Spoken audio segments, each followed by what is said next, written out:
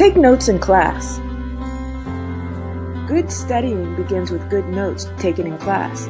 Just as everyone has a different learning style, different teachers have different teaching styles. Often these clash with the students' learning styles. Some teachers lecture, some lead discussion, some facilitate individual work, as in a lab, etc. Consequently, different classroom settings will require different note-taking techniques. Take complete notes. The key idea of taking good notes in class is to write down as much as possible. There are several reasons to take notes that are as complete as possible. Number 1, it will force you to pay attention to what's going on in class. Number 2, it will keep you awake. Number 3, there will be less that you'll have to remember later. Should you concentrate on taking notes, or should you concentrate on understanding what you are learning?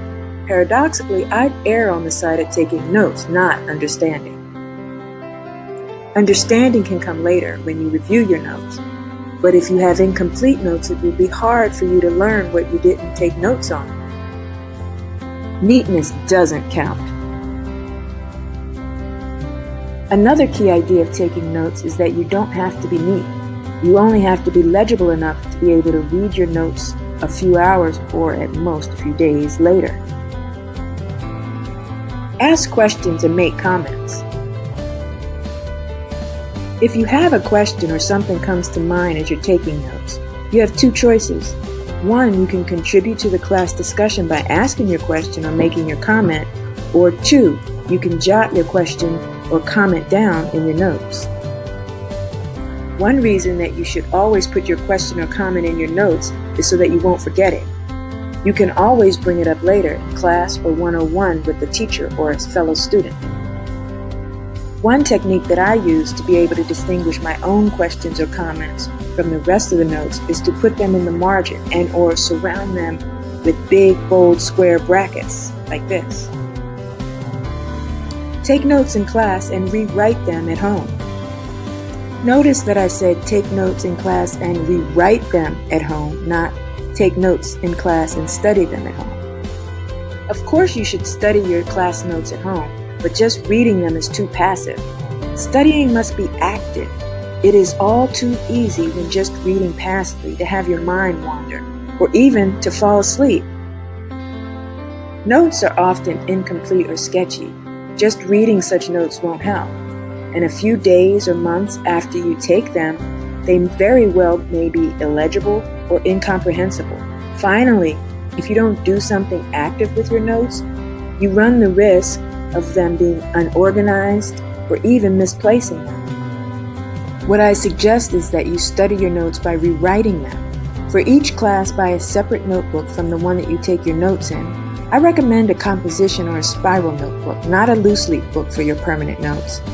Then, as soon as possible after class, copy your notes into your permanent notebook.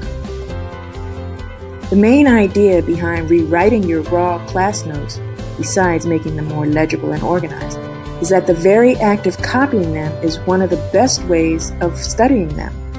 Further study of your class notes can be done from these neater, more legible, more organized, and more complete notes.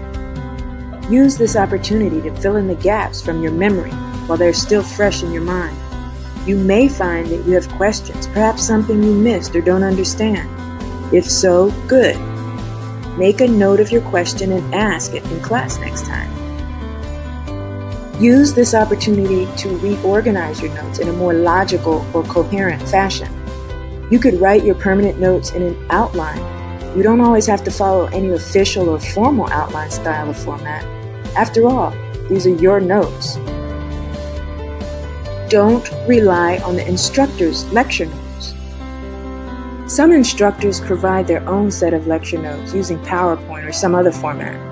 These can be useful, but you should not rely on them. If all you do with them is print them out, read them once, and save them, they are useless because you're using them passively. You need to treat them as you would your own lecture notes. Rewrite them. Better yet, use them to fill in the gaps where your own rewritten lecture notes and to check whether you had any mistakes in your notes. You might find new material in the instructor's notes that were not discussed in class.